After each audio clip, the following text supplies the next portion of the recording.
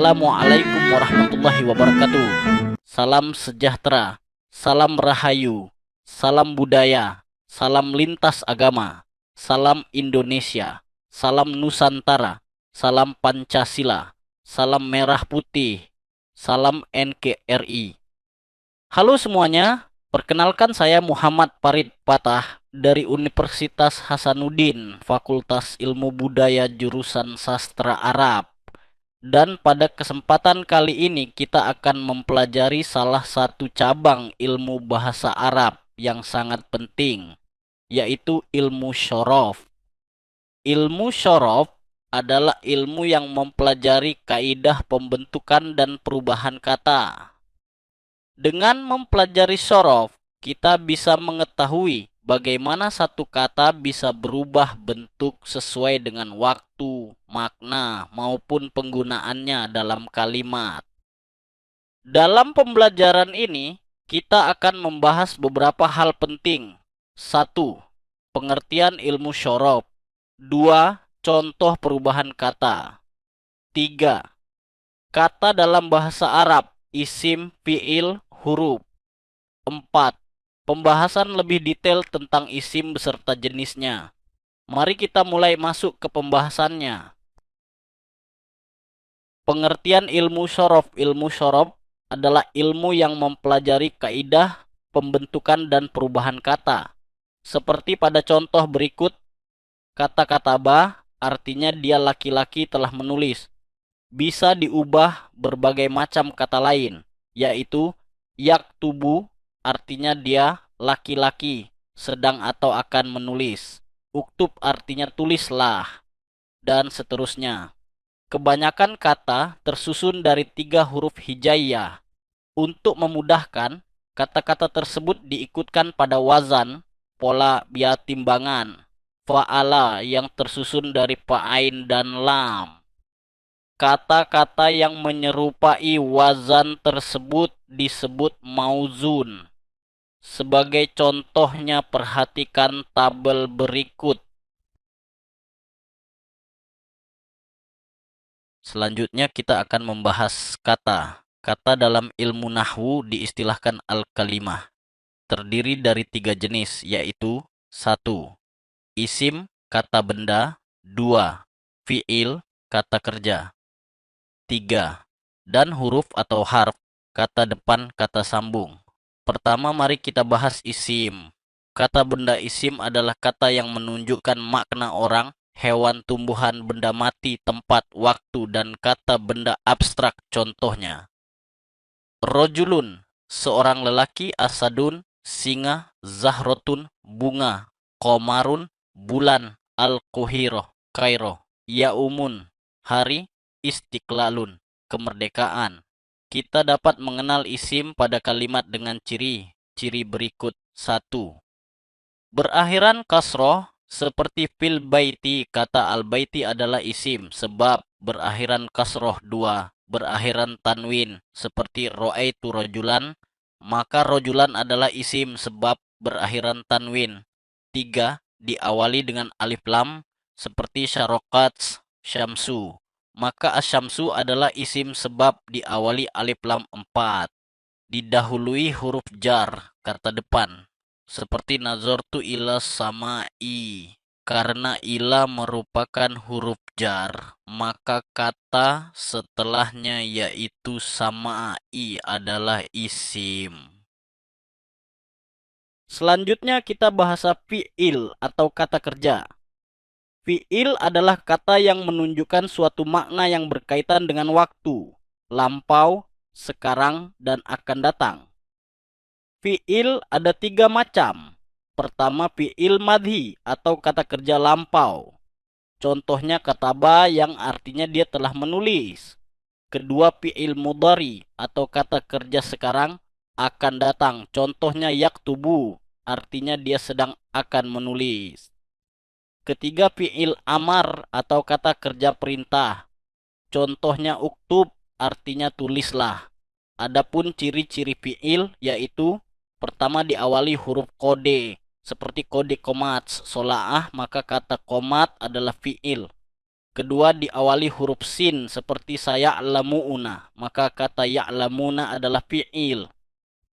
Ketiga diawali huruf saupa seperti saupa ta'lamun, maka huruf saupa adalah fi'il. Keempat berakhiran ta'nits sakinah seperti ja'at, maka ja'a adalah fi'il. Selanjutnya kita bahas huruf, kata depan, kata penghubung, atau kata sambung. Huruf adalah kata yang tidak bisa dipahami maknanya, kecuali jika disandingkan dengan kata lain. Contohnya, min artinya dari, ila artinya ke, fi artinya di, bi artinya dengan, wa artinya dan, au artinya atau, summa artinya kemudian, dan masih banyak lagi. Kemudian kita masuk ke pembahasan lebih detail tentang isim. Isim, jika ditinjau dari jenisnya, terbagi menjadi dua bagian. Isim muzakkar dan isim muannats. Isim muzakkar adalah isim yang menunjukkan pada laki-laki atau yang dilaki-lakikan. Contohnya, abun, satu orang bapak, rojulun, satu orang lelaki, tilmizun, satu orang murid laki-laki, kolamun, satu buah pena, kitabun, satu buah buku. Sedangkan isim muannats, yaitu isim yang menunjukkan pada perempuan atau yang diperempuankan. Contohnya, ummun, ibu, imro'atun, seorang wanita, tilmizatun, murid wanita, yadun, tangan, saburotun, papan tulis, ardun, bumi. Adapun ciri-ciri dari isim muannats, yaitu pertama, nama perempuan atau yang menunjukkan perempuan atau sifat yang khusus untuk perempuan. Contohnya, 1. Fatimah, Fatimah. 2. Ummun, ibu. 3. Murdiun, yang menyusui. Kedua, adanya tak marbutoh di akhir huruf dari sebuah kata, pengecualian nama laki-laki seperti Hamzah. Contohnya, hadikotun, yaitu kebun, sayyarotun, yaitu mobil, mudarrisatun, yaitu guru perempuan. Tapi ada juga beberapa isim muannats yang tidak memiliki tanda-tanda di atas. Contohnya seperti yadun, tangan, uzunun, telinga, narun, api, sama'aun, langit, ardun, bumi, syamsun, matahari, nafsun, jiwa, dan masih banyak lagi. Selanjutnya, pembahasan isim ditinjau dari jumlah atau bilangannya. Isim jika ditinjau dari jumlah atau bilangannya terbagi menjadi 3. Isim mufrad, isim musanna, dan isim jamak terkhusus isim jamak terbagi menjadi 3 bagian lagi, yaitu jamak muzakkar salim, jamak muannats salim, dan jamak taksir. Pertama mari kita bahas isim mufrad. Isim mufrad adalah isim yang menunjukkan jumlah tunggal atau satu, baik muzakkar ataupun muannats. Contohnya, muslimun, seorang muslim. Muslimatun, seorang muslimah. Kedua isim musanna. Isim musanna adalah isim yang menunjukkan jumlah 2. Contohnya, muslimaini atau muslimaani, 2 orang muslim, muslimataini atau muslimatani, 2 orang muslimah. Adapun cara membuat isim musanna. Yang pertama, harakat akhir dari isim mufrad diganti menjadi fathah. Kemudian akhir kata tersebut ditambahkan alif atau ya, dan terakhir tambahkan nun yang dikasrohkan. Sebagai contohnya perhatikan tulisan berikut.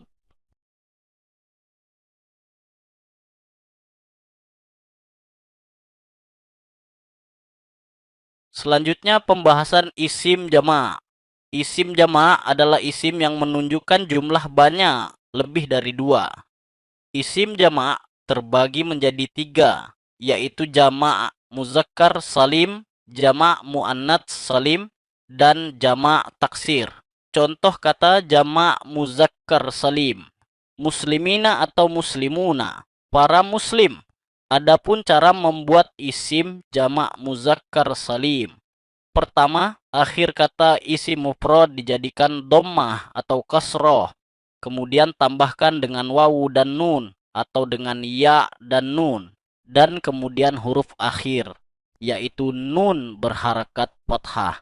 Selanjutnya jama muannats salim. Contoh katanya muslimaatin atau muslimaatun, para muslimah. Adapun cara membuatnya: pertama, ta marbutoh pada isim mufrad muannats dihilangkan, kemudian tambahkan dengan alim dan ta, dan terakhir tambahkan dengan harakat dommatain atau kasrotain. Selanjutnya kita akan bahas jamak taksir. Jamak taksir memiliki banyak pola dan tidak teratur. Tidak seperti halnya jamak muzakkar salim dan jamak muannats salim yang memiliki satu pola.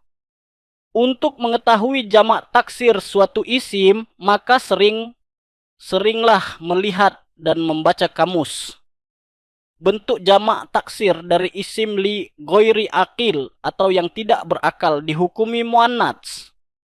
Sedangkan bentuk jamak taksir dari isim li akil atau yang berakal itu dihukumi muzakkar, tapi terkadang boleh juga dihukumi muannats. Adapun contoh kata dari jamak taksir, yaitu rijalun, para lelaki, isim mufradnya rajulun, kemudian ulamaun, para ulama. Isim mufradnya alimun, kemudian kutubun, buku-buku. Isim mufradnya kitabun, kemudian jibalun, gunung-gunung. Isim mufradnya jabalun, dan masih banyak lagi. Alhamdulillah, kita sudah sampai di akhir pembelajaran hari ini. Kita telah bersama-sama mempelajari dasar-dasar ilmu syarab, mulai dari pengertian, contoh perubahan kata, macam-macam kata dalam bahasa Arab, hingga pembahasan isim dan jenis-jenisnya. Dari materi ini, kita bisa memahami bahwa bahasa Arab adalah bahasa yang sangat kaya. Setiap kata memiliki pola dan timbangan tertentu, sehingga perubahan kata bisa memberi makna yang berbeda. Hal ini menunjukkan betapa indah, teratur, dan sistematisnya bahasa Arab. Dengan mempelajari ilmu syaraf, kita tidak hanya bisa membaca dan memahami teks Arab dengan lebih baik, tetapi juga bisa mendalami makna Al-Quran dan hadis, serta membuka jalan untuk memahami ilmu-ilmu Islam yang ditulis dalam bahasa Arab. Bahkan lebih luas lagi, kita bisa melihat bagaimana bahasa membentuk cara berpikir suatu peradaban. Semoga pembelajaran ini menambah pengetahuan kita, memperkuat semangat untuk belajar, dan menjadi bekal dalam perjalanan akademik maupun kehidupan sehari-hari. Terima kasih atas perhatian dan kebersamaan teman-teman semua.